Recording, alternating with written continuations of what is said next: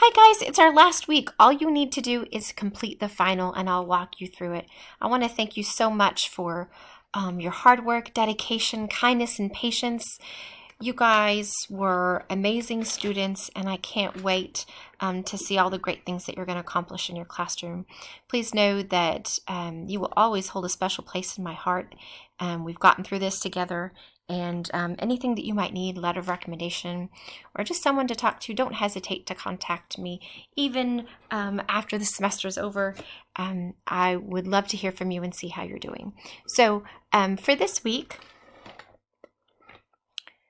I would like for you to turn in the final by Thursday. And so you have a choice. It's going to be basically a 1 to 2 page paper, and it will be done in essay format. And you need to answer one of these questions. So you could explain 3 ways, and this kind of sets it up for a 5 paragraph essay, if you will. One of the main novel's characters comes to age, provide specific examples from the text. So remember to quote the page number and the author. Explain 3 ways our society is similar to that of any of the novels we've studied. Remember to quote that page number. And this is kind of a possible outline, an example of using Alice in Wonderland, but you can use any of the novels that we've used. And make sure you turn that in by Friday.